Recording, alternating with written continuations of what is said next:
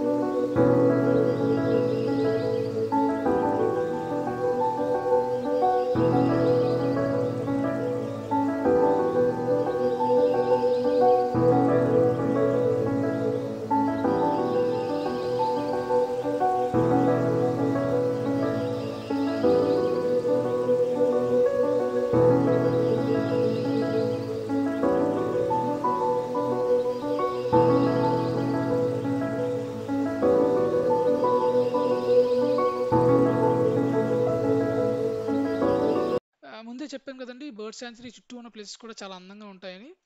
Bird sanctuary నుంచి కొంచెం ముందుకు వెళ్తే అక్కడ ఒక చిన్న నదిలాగా ఉందండి. ఆ నది ఓవర్‌ఫ్లో అయ్యి అక్కడ చిన్న కాలగొట్టులా కట్టారు. దాని మించి వాటర్ ఫ్లో అయ్యి చాలా అద్భుతంగా ఉంది.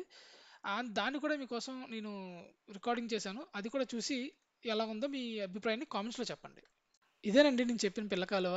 ఇక్కడ వాటర్ ఓవర్‌ఫ్లో అవుతుంది. ఆ ఓవర్‌ఫ్లో అవ్వడం వల్ల అక్కడున్న గట్టు మీంచి చేపలు కిందకొచ్చేస్తున్నాయి జారి. ఆ జారొచ్చిన చేపల్ని చాలామంది పట్టుకుంటున్నారు. ఒకతను అక్కడ చాలా ఎక్కువ చేపలు పట్టాడు. అది కూడా మీకోసం రికార్డ్ చేశాను చూడండి.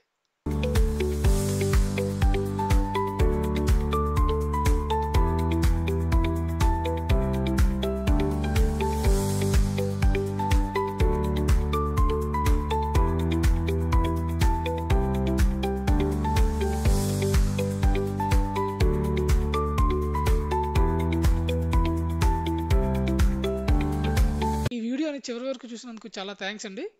మీకు ఈ వీడియో నచ్చిందనే అనుకుంటున్నాను. మీకు ఈ వీడియో నచ్చినట్లయితే ఒక లైక్ చేసి మీ ఫ్రెండ్స్ అందరికీ షేర్ చేయండి. అలాగే మీ విలువైన అభిప్రాయాలను కామెంట్ రూపంలో తెలియజేయగలరు. మరిన్ని ఇలాంటి ఎంటర్‌టైన్‌మెంట్ వీడియోల కోసం మా ఛానెల్ సబ్స్క్రైబ్ చేసుకోండి. Thank you.